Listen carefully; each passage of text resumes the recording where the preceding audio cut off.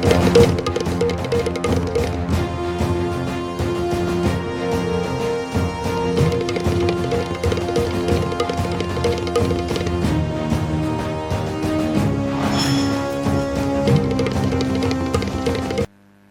मैं हूं के उपाध्याय। आप देख रहे हैं जनता टीवी। आज हम जिस विषय पे चर्चा करने वाले हैं वह है जनजातीय। जनगणना में जातिगत आधार पर जनगणना हो, ये मांग की जा रही है। कई राज्यों ने इस मांग की शुरुआत की थी, सबसे पहले बिहार ने की, लेकिन अब उत्तर प्रदेश में भी इसकी मांग की जाने लगी है।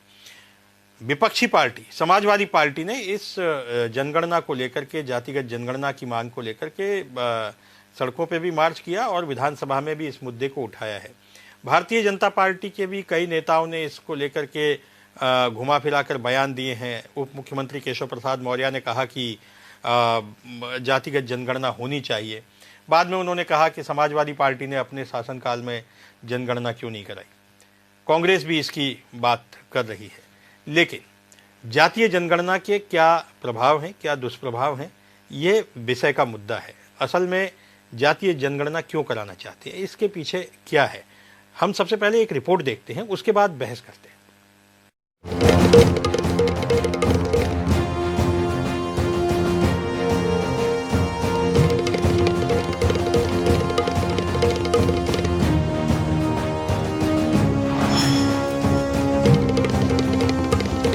की मांग को लेकर सड़क से सदन तक हंगामा शुरू हो गया है।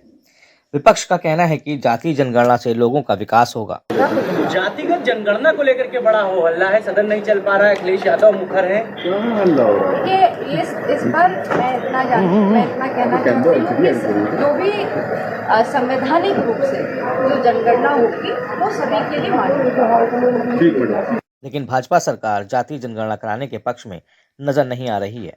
यहाँ तक कि केंद्र की भाजपा सरकार कोर्ट में जाति जनगणना न कराने को लेकर शपथ पत्र भी दे चुकी है। अब विपक्ष सरकार को विधानसभा से लोकसभा तक घेरने का काम शुरू कर चुकी है। क्या जाति जनगणना से समाज बंटने का डर है या फिर जातिवाद का समाज में दुष्प्रभाव बढ़ सकता है?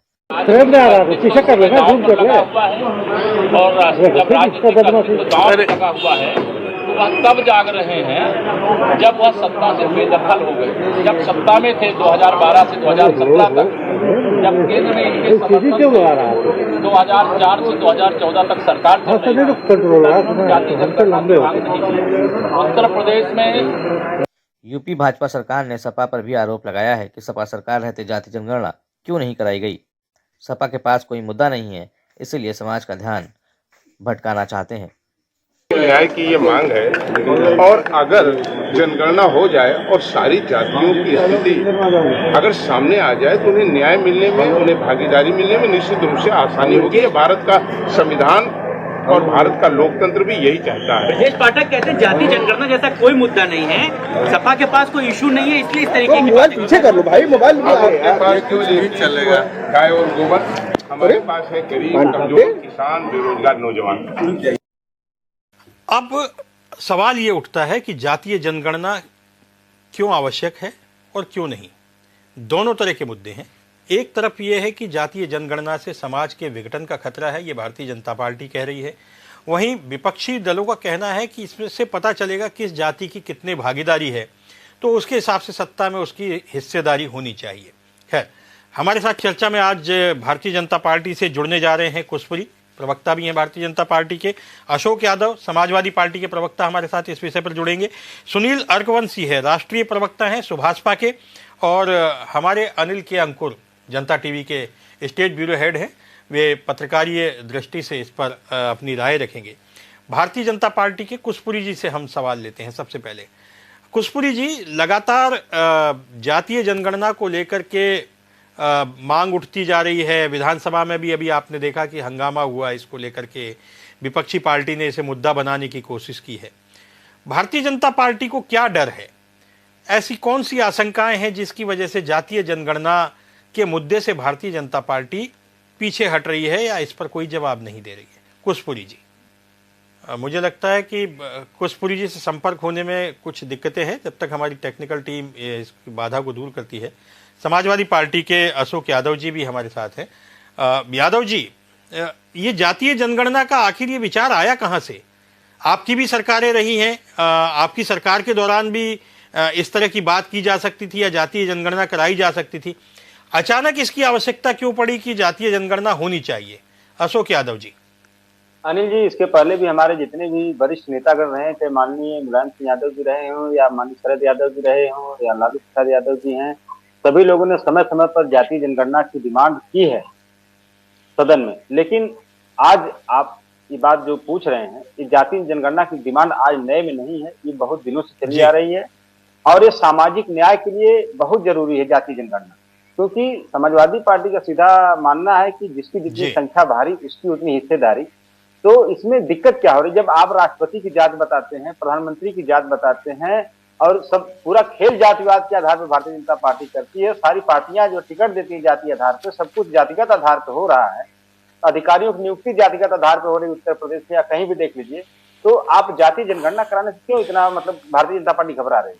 भारतीय जनता पार्टी सिर्फ इसलिए घबरा रही है कि ये जो पर्दा है, जो पर्दा है कि जिसमें जो है एक ओबीसी समाज का बहुत बड़ा तबका जो वंचित है अपने अधिकारों से, और आज अगर उसकी जनगणना होने से उसकी संख्या पता चल जाएगी, तो ये जो भाजपा का जो भ्रम में डाल के उनका वोट लेने का जो स्ट्रेटजी है, ये जनता समझ में आ जाएगी।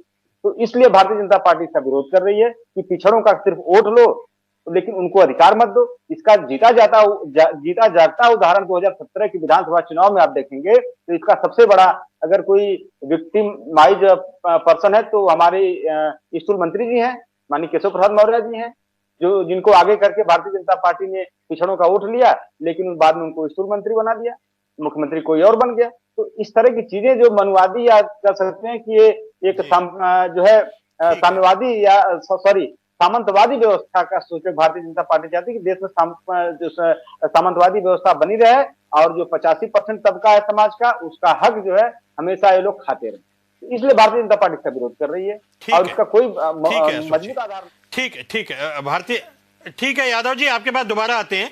हमारे साथ सुभाषपा के अर्कवंशी जी भी हैं। अर्कवंशी जी, आपकी पार्टी का क्या मत है?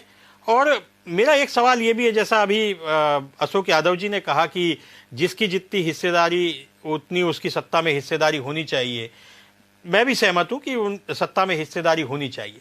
लेकिन क्या आपको लगता नहीं कि अगर जातीय जनगणना होगी तो समाज एक बार फिर, जैसे 100-200 साल पहले हम विघटनकारी हो गए थे और इस देश पर विदेशी आक्रांताओं ने कब्जा कर लिया था, चाहे फिर वो अंग्रेज रहे हों या कोई और मजहब या मत के लोग रहे हों, समाज में दूरियां नहीं बढ़ेंगी?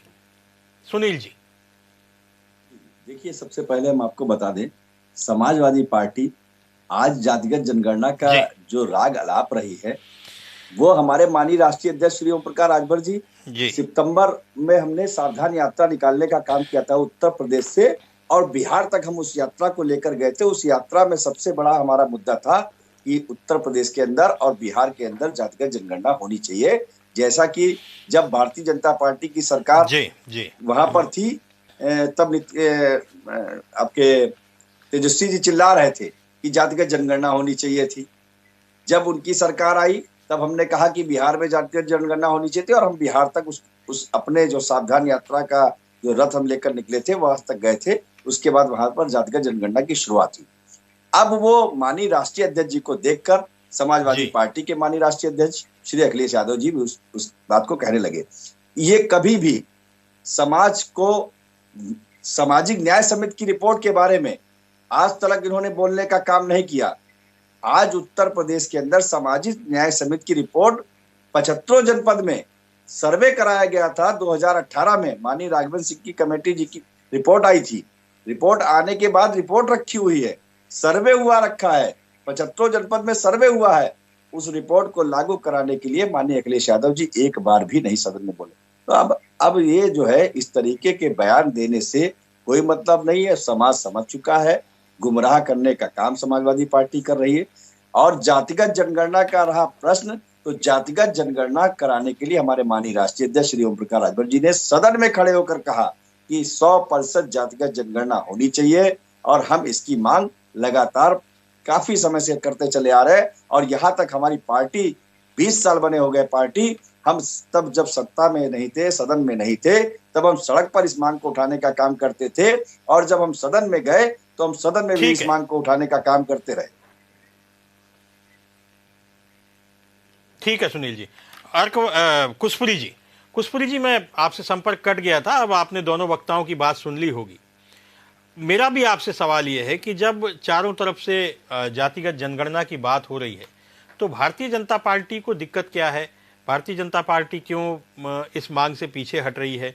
क्यों नहीं जातीय आधार पर जनगणना कराना चाह रही है? जैसा यादव जी कह रहे थे कि भारतीय जनता पार्टी को डर है कि उनकी पोल खुल जाएगी, जो समाज को बांटने की जो उनकी रणनीति है उस पर फिर वो काम नहीं कर पाएंगे। कहाँ तक आप इससे सहमत हैं और भारतीय जनता पार्टी ऐसा करने से क्यों हिचक रही है? कुशपुरी जी। नमस्कार, और पैनल में सभी को मेरा नमस्कार। उपाध्याय जी, पहली बात तो ये समझने की है कि जनगणना का ऑब्जेक्टिव क्या होता है। जनगणना का जो असली मकसद है वो है कि हम समाज की आर्थिक, सामाजिक और शैक्षिक जो आज की स्थिति है उसका आकलन करें और सरकार की नीतियां उसके अनुरूप बने। भाजपा की सरकार का एक ही लक्ष्य है कि अंत्योदय, समाज की अंतिम पंक्ति में खड़े व्यक्ति तक लाभ को पहुंचाना। और पिछले 9 वर्षों में केंद्र में मोदी जी की सरकार ने और 7 वर्षों में, 6 वर्षों में योगी जी की सरकार ने जो भी काम किया वो जाति और धर्म से ऊपर उठकर समाज के अंतिम व्यक्ति तक उसका लाभ पहुंचा है।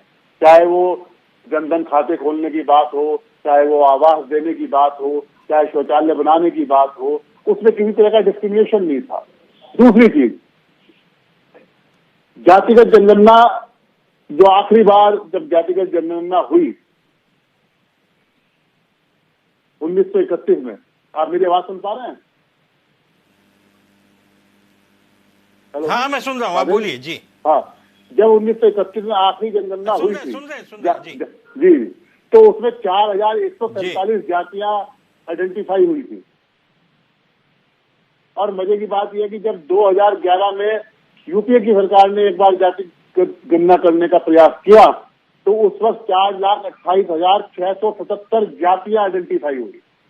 इसका मतलब यह है कि अगर हम ये जातिगत जनगणना करने का प्रयास करेंगे तो व्यवस्था और कंफ्यूज हो जाएगी।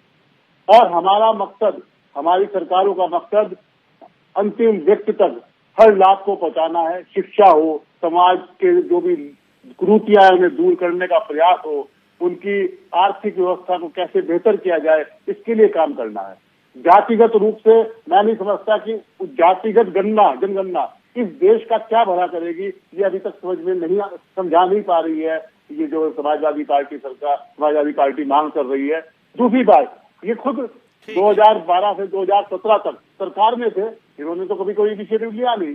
ये जातिगत जनगणना पूर्णतः एक राजनीतिक जुमलेबाजी और राजनीतिक आंकड़ेबाजी क्रिएट करने की कोशिश है।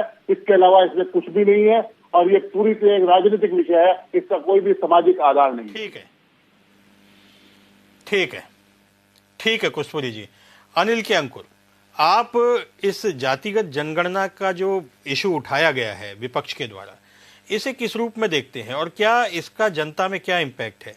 दूसरा मेरा एक सवाल ये भी है कि आज़ादी के 70 साल बाद भी हम जातिगत आधार पर बंटने की बात कर रहे हैं, जबकि होना ये चाहिए समाज में समरसता हो, जाति विहीन समाज हो, सबका साथ हो, सबका विकास हो, ये सिर्फ नारों में न हो। लेकिन अगर हम देखते हैं कि जहाँ चुनावी राजनीति की बात आती है तो हम सीधे सीधे जातियों पर, मत पर, मजहब पर आ जाते हैं। आप एक पत्रकारीय नजरिए से इस व्यवस्था को किस तरीके से देखते हैं, इस मांग को किस तरीके से देखते हैं?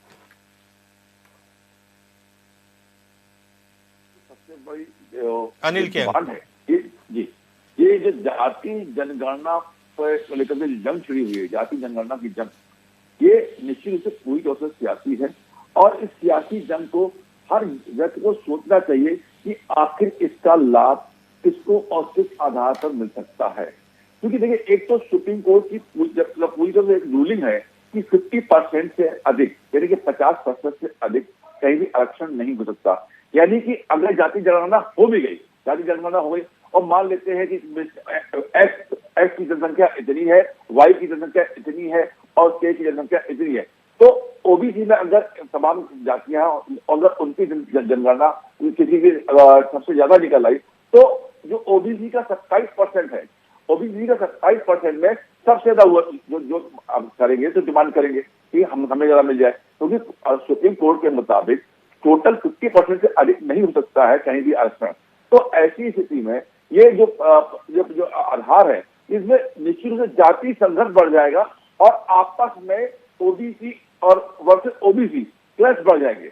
इसको समझना चाहिए। अगर जाति गणना हुई तो निश्चित रूप से और अपने अधिकार को पाने को लेकर के अलग जंग छिड़ेगी, विवाद होंगे, संघर्ष होंगे और ऐसी स्थिति आ जाएगी जैसे हम लोग देखते हैं कि गोरिल्ला वार, मान लेते हैं कि जहाँ पे जो पावरफुल है वो दूसरे ओबीसी या जो भी आरक्षण क्षेत्र में आते हैं जिनकी जनगणना में आधार पर संख्या ज्यादा अपने अधिकार को मांग कर रहे हैं, तो वो एक दूसरे पर हमलावर हो जाएंगे। ऐसी स्थिति बचने की जरूरत है। जैसा कि पुरी जी ने कहा बिल्कुल, आपने बिल्कुल सही कहा पुरी जी की जिस तरीके से ये जनगणना चल रही है, क्योंकि डिमांड चल रही है, ये समाज के लिए अच्छी नहीं सकती। जी बिल्कुल ठीक है अशोक यादव जी, समाज के लिए ये अच्छी नहीं है। मुझे भी लगता है कि मान लीजिए जैसा अभी कुशपुरी जी कह रहे थे कि जब पिछली बार जब जातीय जनगणना हुई थी उसमें 4 लाख से अधिक जातियां थी। अब मान लीजिए 4 लाख से अधिक जातियां अपने लिए अलग से हिस्सेदारी मांगने लग जाए, अलग से अपने लिए आरक्षण मांगने लग जाए, तो समाज में विघटन पैदा होगा और जब समाज में वर्ग संघर्ष की स्थिति हो जाएगी, ऐसा एक दृश्य उत्पन्न होगा कि हर आदमी एक दूसरे से नफरत करेगा। आज भी समाज आरक्षण की वजह से कई भागों में बटा हुआ है, लेकिन फिर भी एक हमारे यहाँ एक व्यवस्था है, उसके तहत हम सब लोग जाति विहीन समाज की कल्पना करते हैं। महात्मा गांधी ने भी यही कहा था कि जाति विहीन समाज हो, छुआछूत न हो, जातिगत आधार पर भेदभाव न हो। लेकिन अगर जातिगत जनगणना होती है तो मुझे लगता है जैसा अनिल के अंकुर कह रहे थे कि गुरिल्ला वार की स्थिति हो जाएगी। हर गली, हर मोहल्ले, हर प्रदेश में संघर्ष, वर्ग संघर्ष की स्थिति उत्पन्न हो जाएगी। आपको नहीं लगता अशोक यादव जी कि ऐसा हो जाएगा?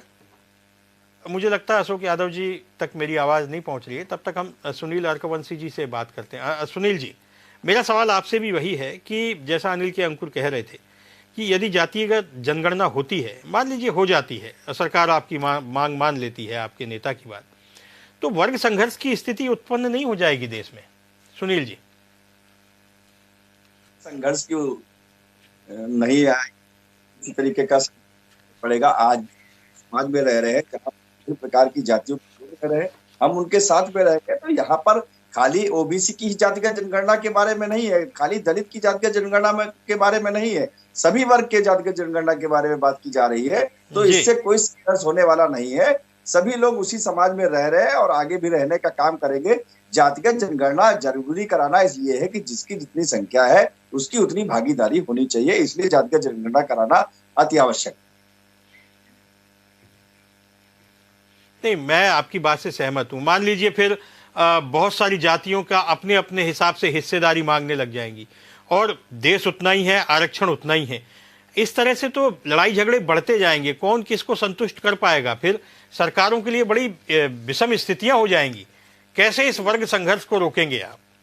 देखिए, इसी बात को लेकर तो हमारे माननीय राष्ट्रीय अध्यक्ष श्री ओम प्रकाश राजभर जी ये कह रहे हैं कि 27% का आरक्षण, जो कि माननीय राघवेंद्र सिंह की कमेटी की रिपोर्ट आई हुई है, तो वो रिपोर्ट का उनका कहने का मतलब सिर्फ ये था कि जिन जातियों ने, अभी आपको मैं दिखाऊं, ये 2013 का, ये देखिए हमारे पास डाटा है 2013 का। हाई कोर्ट ने कहा, ये अखबारों में छपा हुआ है, हमारी तरफ से कुछ नहीं, अखबारों में छपा है कि आप देखिए जाट, कुर्मी, यादव, इन लोगों ने सबसे ज्यादा 27% आरक्षण को लूटने का काम किया। इनका आरक्षण बंद होना चाहिए। उन जातियों को आरक्षण मिलना चाहिए जिन जातियों को अभी तक उसका लाभ नहीं मिला 27% आरक्षण का। तो इस मांग को लेकर हमारे माननीय राष्ट्रीय अध्यक्ष जी चाह रहे कि 27% आरक्षण का वर्गीकरण करके न्याय समिति की रिपोर्ट लागू कर दी जाए। मगर इस बात को लेकर कभी समाजवादी पार्टी कहने का काम नहीं करती। और ये आज की सरकार का नहीं है, 2013 में सरकार समाजवादी पार्टी की थी। तब कहा गया था आरक्षण पर दोहरी सरकार में मुश्किल। उसके बाद कहा कि हाईकोर्ट ने कहा लाभ पा चुकी जातियों के आरक्षण पर रोक लगाना चाहिए। तब तो इन्होंने उन जातियों पर रोक लगाने का काम नहीं किया, तब तो हिस्सेदारी लूटने का काम करते रहे। आज जातिगत जनगणना के नाम पर ये सिर्फ समाज को गुमराह करने का काम कर रहे हैं। ओबीसी वोट को लेने की बात कर रहे हैं, मगर अब ओबीसी समाज के लोग समझ चुके हैं, अब इस बहकावे में आने वाले नहीं है। तो सबसे पहले जो आज 27% के आरक्षण की रिपोर्ट आ चुकी है सामाजिक न्याय समिति की, उस रिपोर्ट को लागू कर दिया जाए तो ये झंझट ही खत्म हो जाएगा। जी अशोक यादव जी, मेरा सवाल आपसे, अभी आपने सुभाषपा के नेता को सुना और उनका पूरा जो हमला है इस समय आपके ऊपर है, आपकी पार्टी के ऊपर है, जबकि आप विधानसभा चुनाव साथ में लड़े थे। तो ठीक है, राजनीति है, मतभेद और मनभेद दोनों चलते रहते हैं। सवाल ये है कि ये जो 27% आरक्षण को लेकर के अभी अर्कवंशी जी ने कहा कि आपकी पार्टी की भी सरकार थी, उस समय भी लाभ कुछ एक जातियों को मिला, उन्होंने नाम भी लिए हैं, मेरा नाम लेना उचित नहीं लगता। तो अब जब पिछड़ों का जब आरक्षण है उसमें बंटवारा ठीक से नहीं हो पा रहा है, सभी जातियों को, सभी समूहों को बराबर के आधार पर लाभ नहीं मिल रहा है, उसके आधार पर न्याय आयोग की एक रिपोर्ट भी आई थी, उसको आपने लागू नहीं किया। तो बात हम जो आरक्षण है, जो आरक्षण मिलना चाहिए, उसका सही से पहले बंटवारा हो जाए, जातीय जनगणना बाद में होती रहेगी। इनसे मैं पूछना चाहता हूं कि 2013 की बात कर रहे हैं, उसके बाद भी सरकार में शामिल थे, भारतीय जनता पार्टी की सरकार में, तब सामाजिक न्याय समिति की रिपोर्ट इन्होंने क्यों नहीं लागू करवाई? भारतीय जनता पार्टी सरकार में हिस्सेदार थे तो लागू क्यों नहीं करवाया? तो अभी सत्ता से बाहर हैं, ये बहुत परेशान है, तो अभी नए में गए भारतीय जनता पार्टी में, तो आप अभी तो सत्ता में हुआ फिर उनसे लागू करवाएं। आप खाली जो है यहाँ बैठ के भारतीय जनता पार्टी के एक एजेंट के तौर पर बात करेंगे, ये उचित नहीं है। आप लोग तो सिर्फ राजनीतिक जो सौदेबाजी करते हैं, आप लोग कोई वैचारिक आधार है नहीं, राजनीतिक सौदेबाजी करते हैं आप लोग, कोई वैचारिक आधार आपका नहीं है। दूसरी चीज, आप अभी जो है बात कर रहे हैं कि 27% आरक्षण जो है फला जातियों ने ले लिया, तो इसका निदान क्या है? इसका उपाय तो यही है ना कि आप जाति की जनगणना करा लो, जिस जाति का सेचुरेशन हो गया है या जो जाति अभी उससे वंचित है, इन सबका तो समाधान हो जाएगा उसी से। तो इसका विरोध क्यों कर रहे हैं लोग? ये भाजपा गोद में बैठ के भाजपा की दलाली करना बंद करो, भाजपा की दलाली करना बंद करो। आप लोग, आप ओबीसी समाज से आते हो, आप ओबीसी समाज के दुश्मन क्यों बन रहे हो चंद जो है लाभ के लिए? अर्कवंशी जी, आप जो है इस तरह की बातें मत करो, भाजपा की दलाली मत करो। आप भाजपा प्रवक्ता बैठे हैं, भाजपा की बातें मलाई खाते रहे, ये हमारे पास जाता है, हम नहीं बोल रहे हैं। ये हाई कोर्ट ने बोला है, ये हाई कोर्ट ने बोला है। आप तो समय कहा बंद करो, आप यही करना बंद करो, यही सबसे बड़ी आपकी दिक्कत, आपकी समाजवादी पार्टी की दिक्कत सबसे बड़ी यही है जो आपको सच का आईना दिखाए, वो आप भाजपा की तरफ भेजने लगते हो, वो आप भाजपा के दलाल बताने लगते हो। मेरा आग्रह है, एक एक करके बोलिए, एक एक करके बात करेंगे तो दोनों की बात सुनाई देगी, जनता आपको देख रही है। अभी अशोक यादव जी ने जो प्रश्न किया है, अर्कवंशी जी आप पहले जवाब दें, फिर मैं कुशपुरी जी के पास आता हूं। कुशपुरी जी से आप दोनों ने जो सवाल उठाए उसका जवाब लेंगे और फिर अनिल के अंकुर जी से। अर्कवंशी जी, आप अशोक यादव जी की बात का जवाब दें कि आपको भाजपा का दलाल कह रहे हैं, भाजपा की गोद में बैठा हुआ कह रहे हैं। उन्होंने कहा कि आप पहले भारतीय जनता पार्टी के साथ में थे, तब आपने क्यों नहीं सामाजिक न्याय समिति की रिपोर्ट की बात की, अब आप भारतीय जनता पार्टी के एजेंट के रूप में काम कर रहे हैं। इस बात का जवाब दीजिए अर्कवंशी जी। माफी मांगनी इस बात के लिए चाहिए क्योंकि जब हम इनके साथ में थे तो उत्तर प्रदेश में हमने कहा था कि न्याय समिति की रिपोर्ट लागू होगी, उत्तर प्रदेश के अंदर जातिगत जनगणना होगी, तब हमने गठबंधन करने का काम किया।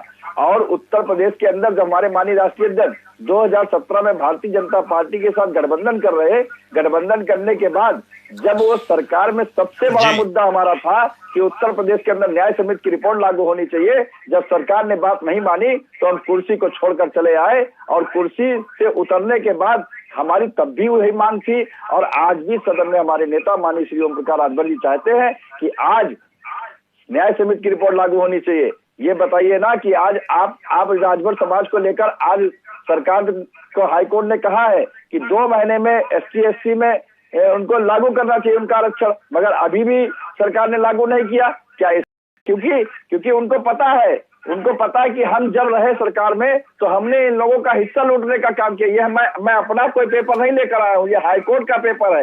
हाईकोर्ट ने आपको आदेश दिया था जिस समय आपकी सरकार थी। तो अशोक यादव जी, ये मत भूलिए कि आपने हिस्सेदारी उन समाज को लूटने का काम किया जिन समाज को कोई आज तक पूछता नहीं था। मैं तो धन्य है ऐसे नेता माननीय श्री ओम प्रकाश रावत जी, जो बंजारा समाज, जो अर्कवंशी समाज, जो खंगार समाज, ऐसे तमाम ऐसे लोग हैं जिनको आज राजनीति में हिस्सेदारी देकर उन्होंने वो काम किया है जो आज तक कोई भी पार्टियां करने का काम नहीं कर रही। ठीक है खुशपुरी जी, अभी आपने दोनों की बात सुनी, अब एक दूसरे को एजेंट बता रहे हैं। सामाजिक न्याय समिति की रिपोर्ट को लेकर के भारतीय जनता पार्टी को क्या संकोच है? भारतीय जनता पार्टी को ये रिपोर्ट लागू करने में दिक्कतें कहाँ हैं? क्योंकि ये सारी चीज़ें कहीं ना कहीं जाकर के इसीलिए जातिगत जनगणना की बातें भी हो रही हैं कि कहीं ना कहीं ये जो रिपोर्टें आती हैं ये फिर ठंडे बस्ते में पड़ी रहती हैं। तमाम सरकारों के समय में रिपोर्ट बनती है और फिर उसको ठंडे बस्ते में डाल दिया जाता है। भारतीय जनता पार्टी सामाजिक न्याय समिति की रिपोर्ट को लेकर के क्या सोचती है और आगे क्या इस रिपोर्ट के अंश या इस रिपोर्ट को लागू करने की कोई योजना आपको नजर आती है? खुशपुरी जी। देखिए उपाध्याय जी, सामाजिक न्याय समिति की रिपोर्ट के ऊपर तो मैं कमेंट करने की स्थिति में नहीं हूं, परंतु सुनील जी ने समाजवादी पार्टी का एजेंडा एक्सपोज कर दिया और उन्होंने स्पष्ट रूप से दिखा दिया है कि किस प्रकार से समाजवादी पार्टी सिर्फ एक जाति विशेष की पार्टी बनकर रह गई है और बाकी सब जातियों के हक मारने का काम कर रही है। इनका कोई सामाजिक सरोकार नहीं है और ये जो इनकी जातिगत जनगणना का भी जो विषय है, ये पूरी तरह से बहुत ही छोटी सियासत का एक नमूना है। मेरा मानना यह है कि जो सुनील जी ने बात कही, मैं उस पर किसी हद तक सहमत भी हूं कि जो जातियां उन चीजों का लाभ लेने से छूट गई है, उन्हें निश्चित रूप से लाभ मिलना चाहिए। और कहीं ना कहीं संविधान में जिस प्रकार के बाद में अमेंडमेंट हुए, जो कमीशन बने या जो सुप्रीम कोर्ट ने उन चीजों को एग्जामिन किया, उसमें भी कहीं ना कहीं ये मंशा थी कि उन जातियों को जिन्हें जो सैचुरेट हो गई है वो उससे बाहर आ जाए। इसके लिए जो कमीशन बने हैं उन पे और आगे काम करने की आवश्यकता है। परंतु मेरा यहाँ फिर एक वही कहना है, सबका साथ सबका विकास। जब हमारी सरकार काम करती है तो वो उसके आर्थिक पिछड़ेपन को, उसके सामाजिक पिछड़ेपन को, उसके शैक्षिक पिछड़ेपन को दिमाग में रख के काम कर रही है। और वो व्यक्ति कोई भी हो सकता है इस देश का रहने वाला, और जहां जहां संविधान ने जिस वर्ग को जो प्रोटेक्शन दी है, अगर ओबीसी को 27% का आरक्षण दिया है, अनुसूचित जातियों को, अनुसूचित जनजातियों को आरक्षण दिया है, उसका सही प्रोटेक्शन हो रहा है।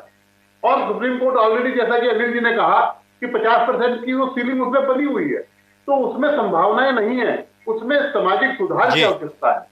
देखिए, जातिगत जनगणना का सबसे बड़ा नुकसान इस देश को ये होगा कि इसकी जो जनसंख्या पहले ही बेलगाम है वो और बेलगाम हो जाएगी और जातियां अपनी संख्या बढ़ाने के लिए काम करने लगेगी। हमें आज उनका सामाजिक, आर्थिक और शैक्षिक स्तर बढ़ाना है, ना कि सिर्फ संख्या बढ़ानी। बिल्कुल बिल्कुल, इस बात से मैं भी सहमत हूं आपकी। बिल्कुल खुशपुरी जी। अनिल के अंकुर, अभी आपने जैसे खुशपुरी जी ने कहा, उन्होंने जो लास्ट में जो लाइन बोली, उन्होंने कहा कि अगर जातिगत जनगणना हो जाती है तो फिर जनसंख्या पे अंकुश कैसे लगेगा? जिन जातियों को लगेगा कि हमारी हिस्सेदारी कम है, वे फिर जनसंख्या के जो मानक हैं उनका उल्लंघन करेंगे और जनसंख्या बढ़ाने में लग जाएंगी। तो जाहिर है फिर इस देश की जो सामाजिक असंतुलन है वो बिगड़ जाएगा, जो संतुलन है वो बिगड़ जाएगा और समाज असंतुलित होता चला जाएगा। क्या आपको नहीं लगता कि जातिगत जनगणना की मांगे सिर्फ राजनीतिक सिगुफा है, इससे ज्यादा कुछ नहीं? अनिल के अंकुर, जैसा कि शुरुआत में कहा गया था कि आर्थिक स्थिति, शैक्षिक स्थिति, जो विकास की जो स्थिति है उसकी गणना होनी चाहिए कि हमारा कौन सा समाज का हिस्सा जो अभी तक जो मूलभूत आवश्यकताएं हैं, जो जरूरतें हैं, उनको नहीं पा रहा है, इस बात की गणना होनी चाहिए। उनको कैसे मदद की जाए, इस बात की गणना होनी चाहिए, इस बात की अध्ययन होना चाहिए।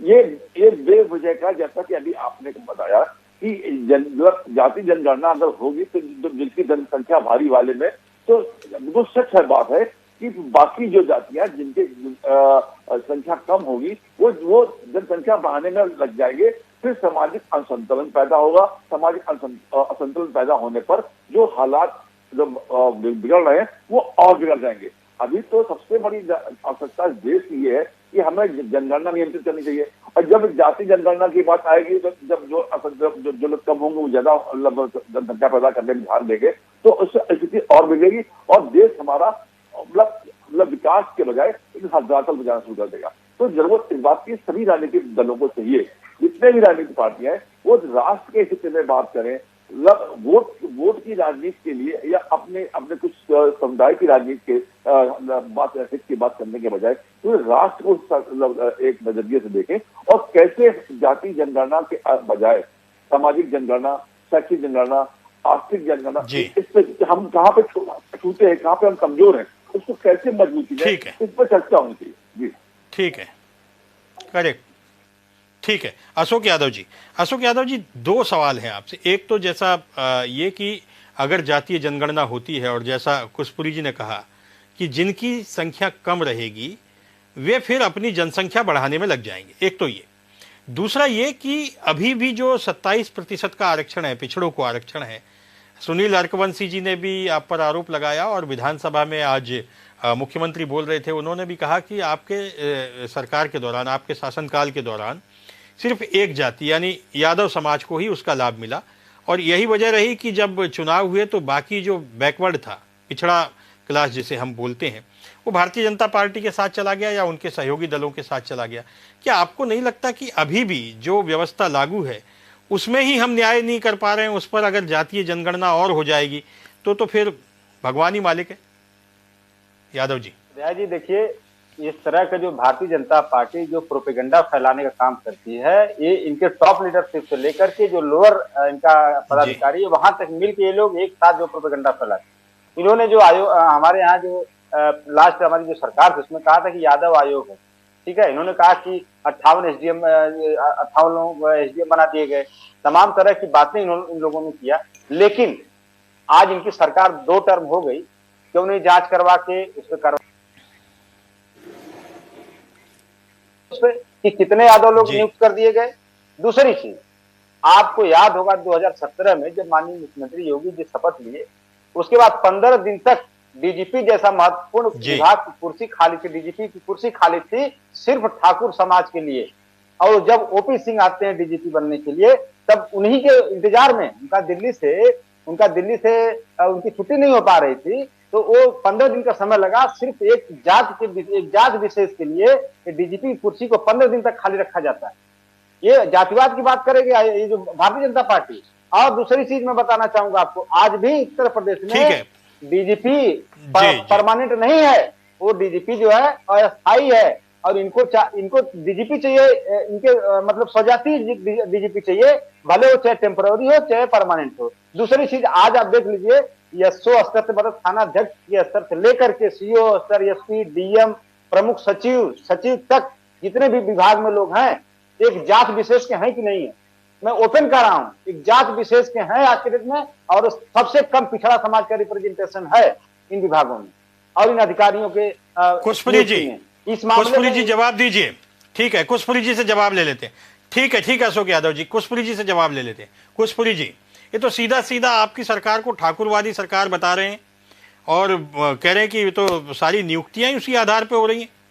बहुत गंभीर आरोप लगाए हैं उन्होंने।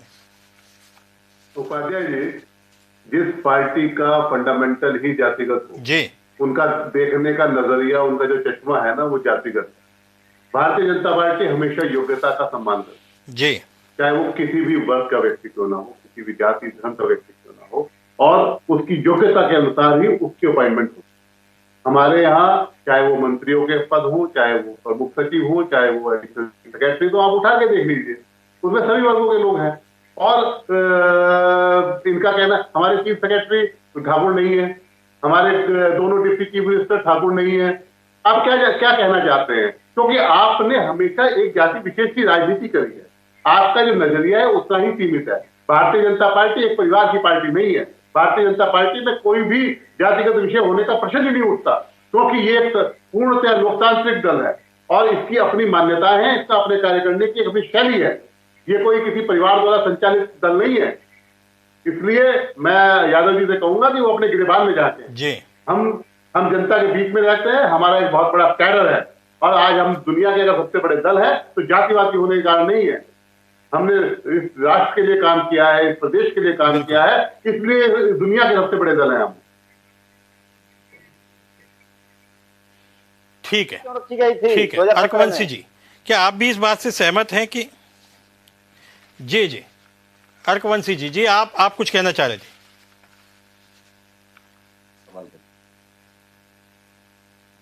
15 दिन तक 2017 में क्यों अर्कवंशी खाली जी। रखी गई थी, जबकि उनसे सीनियर आईपीएस अधिकारी थे। सिर्फ एक जांच विशेष का डीजीपी चाहिए था मुख्यमंत्री जी को, इसलिए खाली रखी गई थी। जी ठीक है। सुनील अर्कवंशी जी, जैसा अभी अशोक यादव जी ने कहा कि ये जो सरकार है, वर्तमान सरकार है, वो एक जाति को लेकर के चल रही है, पिछड़े को मुख्यमंत्री नहीं बनने दिया। क्या आपकी पार्टी भी अशोक यादव जी की इस बात से सहमत है, यानी समाजवादी पार्टी की इस बात से आप सहमत हैं? नहीं, देखिए, सबसे बड़ी अपनी ही पिछड़े में तो क्या सिर्फ यादव समाज से ही मुख्यमंत्री बनने का काम कर सकते थे? उन्होंने राजभर समाज के लोगों को मुख्यमंत्री बनाने का काम नहीं किया, उन्होंने मौर्य समाज के मुख्यमंत्री बनाने का काम नहीं किया, अर्कवंशी समाज के मुख्यमंत्री को बनाने का काम नहीं किया।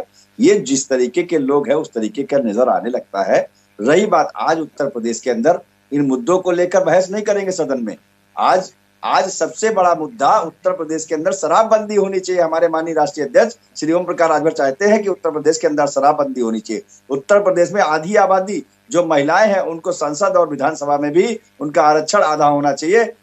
ये हमारी मांग है। उत्तर प्रदेश के अंदर एक समान शिक्षा लागू होनी चाहिए।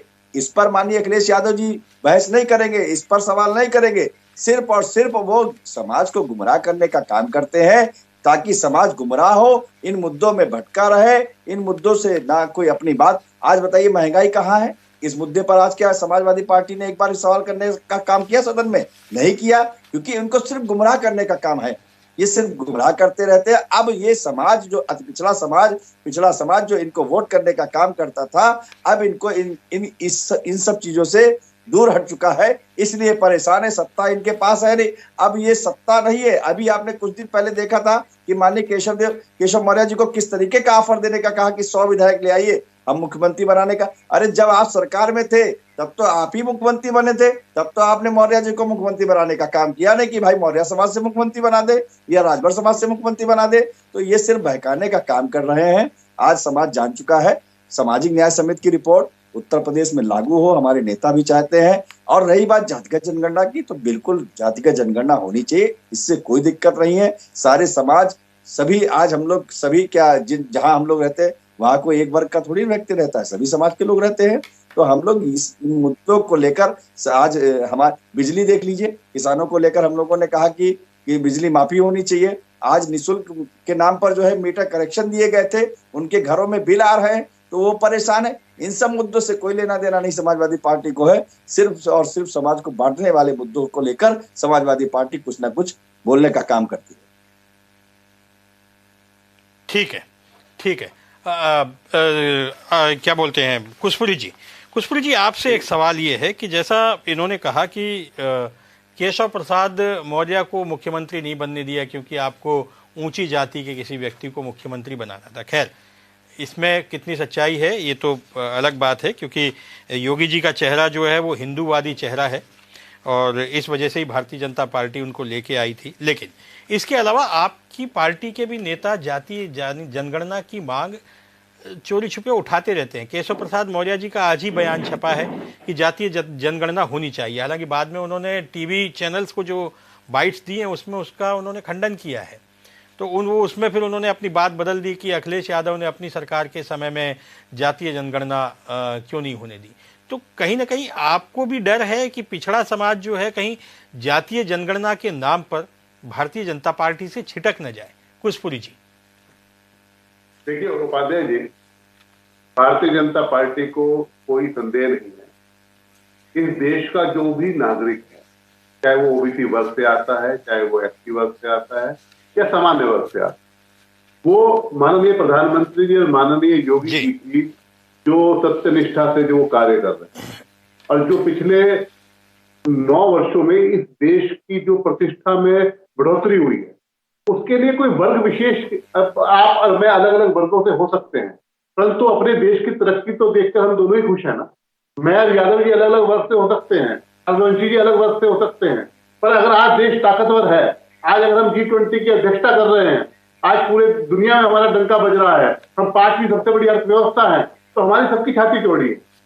तो हम जो राजनीति करते हैं, हम छोटे मुद्दों की राजनीति नहीं करते, हम राष्ट्र के विषयों पर राजनीति करते हैं, हम इस राष्ट्र की तरक्की की भी राजनीति करते हैं, ना कि किसी जाति विशेष के व्यक्ति को प्रधानमंत्री या मुख्यमंत्री बनाने के लिए नहीं करते।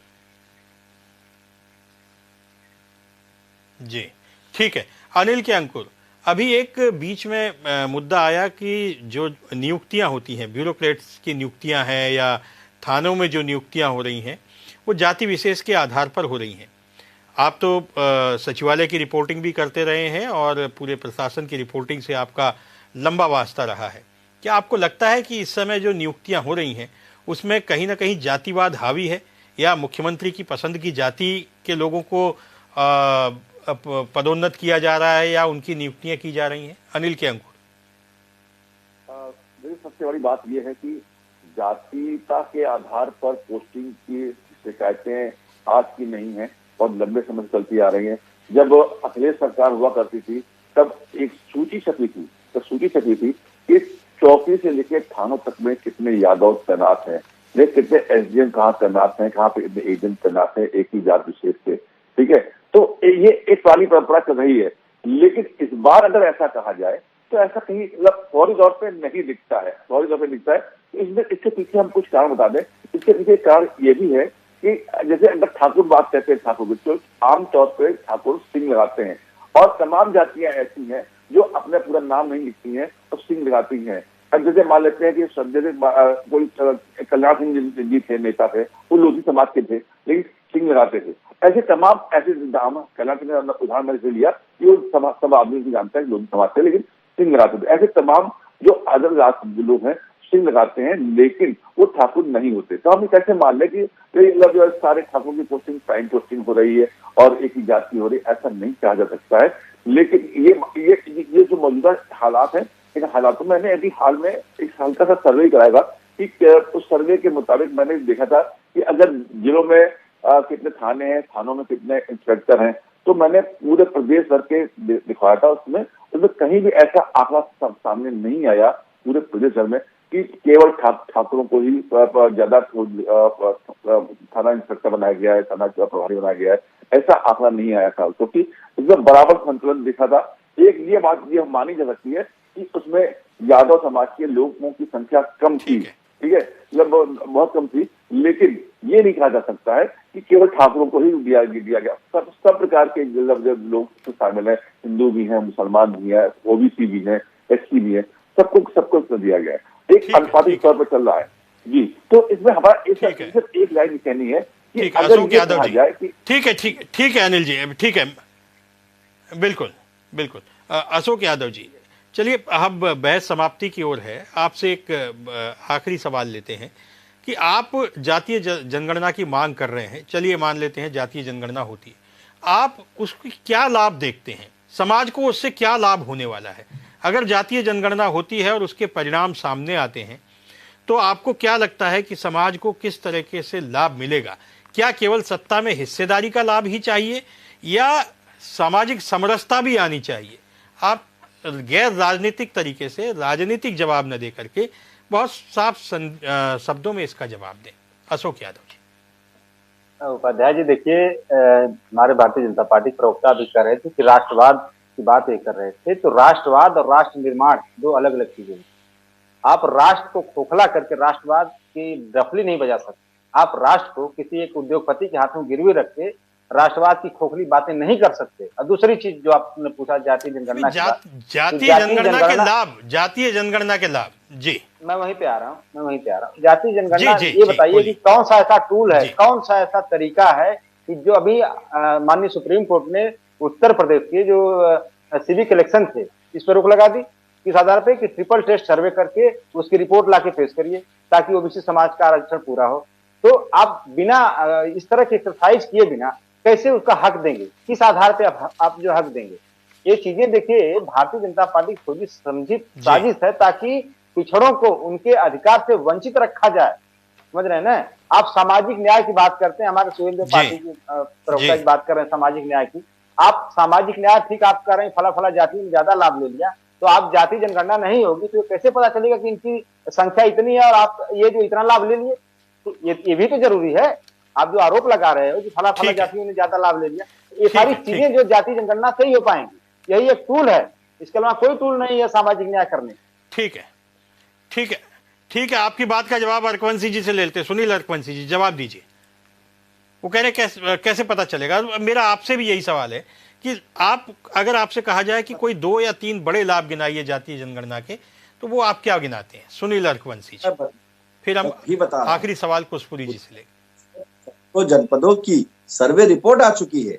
सर्वे रिपोर्ट 2018 में माननीय राष्ट्रीय अध्यक्ष हमारे श्री ओमकार राजभर जी कैबिनेट मंत्री थे, उसी विभाग के मंत्री थे। उन्होंने उत्तर प्रदेश में 75 जनपद का सर्वे कराया था। माननीय राघवेंद्र कमेटी जी की रिपोर्ट लागू कराने के लिए वो लगातार कह रहे हैं। अगर वो लागू हो जाए तो ये जातिगत जनगणना कराने का जो काम हम लोग भी बोल रहे हैं, जातिगत जनगणना, तो पहले उसी से लाभ मिलने लगेगा। हम लोग चाहते 7, 9, 11 भाई आपने हिस्सेदारी ले ली है, जो हिस्सेदारी जातियों को नहीं मिली तो उससे मिलना शुरू हो जाएगी। तो कहाँ पर हम लोग इस बात को लेकर, एक बार भी अखिलेश यादव जी ने नहीं कहा, तो हम लोग इस मांग को लगातार उठा रहे हैं और आगे भी उठाते रहेंगे। ठीक है, ठीक है, ठीक है। अनिल के अंकुर, क्या आपको लगता है जातीय जनगणना से कोई लाभ होने वाला है? बहुत संक्षेप में अपना जवाब दीजिए। सीधे तौर पर ये अगर जाति जनगणना की बात होती है तो इसका लाभ समाज को तो सीधे तौर पर नहीं दिखता है, क्योंकि हम समाज को किसी एक जात, धर्म और उसके आधार पर लेते हैं। समाज में तमाम लोग रहते हैं, सबको लेकर चलना होता है। तो जाति जनगणना के बजाय हमें आर्थिक और शैक्षिक और सामाजिक उनको जनगणना करनी चाहिए कि हम किसको कितना लाभान्वित कर पा रहे हैं, किसको नहीं कर पा रहे हैं। अगर नहीं कर पा रहे हैं तो इस बात की जानना चाहिए। और सरकार की मंशा ये होनी चाहिए, राजनीतिक दलों की मंशा ये होनी चाहिए कि वो समाज के हर आखिरी व्यक्ति तक वो सारी चीज पहुंचाने में कामयाब है जो उसको मौलिक रूप से जरूरत है। सिर्फ इतना। ठीक है, ठीक है, ठीक है। कुशपुरी जी, जैसा अशोक यादव जी ने अभी कहा कि आखिर क्या पैमाना हो सामाजिक न्याय के लिए, आखिर पैमाना क्या हो? जातीय जनगणना होगी तो उसमें पता चलेगा कि किन जातियों की हिस्सेदारी कहाँ है, कौन सी जाति कितनी पिछड़ी हुई है, तो उसके आधार पर उनके साथ न्याय हो सकता है। तो फिर कहाँ दिक्कतें कहाँ हैं? कुशपुरी जी। उपाध्याय जी, या तो ये लोग कुछ कंफ्यूज हैं या समझना नहीं चाहते। मेरे ख्याल से जिस वक्त जनगणना होती है, हम पूरी अपनी जो भी जनसंख्या है उसका सामाजिक, आर्थिक और शैक्षिक आकलन करते हैं, उसका पूरा सर्वे करते हैं और वो सारा रिकॉर्ड हम इकट्ठा करते हैं। उसका हम जब इस देश को एक यूनिट की तरह मानते हैं। देखिए, we are a welfare state, हम एक जल कल्याणकारी देश है। हमने जो नीतियां बनानी है वो हमने जातीय आधार पर बनानी है या इस देश की डेमोग्राफिक जो डिसएडवांटेज है, एडवांटेज है, उन्हें कंसिडर करते हुए लगानी है। देखिए, जातिगत जनगणना से जातीय संघर्ष को बढ़ावा मिलेगा, सामाजिक विद्वेष बढ़ेगा और जनसंख्या पर जो नियंत्रण हमने हासिल किया है हम उसे खो बैठे। और मैं समझता हूं कि वो किसी तरह का भी ऑब्जेक्टिव अचीव करने में हेल्पफुल नहीं होगी, क्योंकि देखिए मेरा मानना यह है कि किसी प्रदेश के अंदर कितने लोग अशिक्षित हैं ये जानना जरूरी है, कितने लोग आर्थिक रूप से पिछड़े हैं, कितने लोग सामाजिक रूप से पिछड़े हैं ये जानना जरूरी है। और ये काम साधारण जनगणना के माध्यम से, जनरल सेंसस के माध्यम से पूरा किया जा सकता है। यही मेरा कहना है। ठीक है, ठीक है कुशपुरी जी, आज हमें बहस यहीं समाप्त करनी पड़ेगी। आप सब लोगों के बहुत महत्वपूर्ण विचार हम सब ने जाने और जाहिर है इस मुद्दे पर आगे भी बहस जारी रहेगी। आप सब लोग हमारे साथ जुड़े, आप सब लोगों का बहुत बहुत धन्यवाद। इसी प्रकार आप हमारे साथ जुड़े रहिए। जातीय जनगणना को लेकर के अभी राजनीति चलती रहेगी, क्योंकि ये एक सिर्फ राजनीतिक मुद्दा है। जाहिर है जातीय जनगणना होगी तो समाज में विघटन होगा, वर्ग संघर्ष की स्थितियां उत्पन्न होंगी, गुरिल्लावार जैसी स्थितियां हो जाएंगी और आज़ादी के 200 साल पहले या आज़ादी मिलने से पहले जो हालात थे वैसे हालात फिर से उत्पन्न हो जाएंगे। व्यक्ति का दुश्मन हो जाएगा। जाहिर है कि जो जनगणना हो वो आर्थिक आधार पे हो, आर्थिक आधार पे सर्वेक्षण होने चाहिए, आर्थिक आधार ही सबका एक लक्ष्य होना चाहिए कि ताकि समरसता, समाज में सामाजिक समरसता आए और समाज एक साथ आगे बढ़े, सभी जाति के लोग आगे बढ़े। जनगणना और जातीय जनगणना ये सिर्फ विघटन करती है। खैर, आप जुड़े रहिए जनता टीवी से, समाचारों का सिलसिला जारी रहेगा। नमस्कार।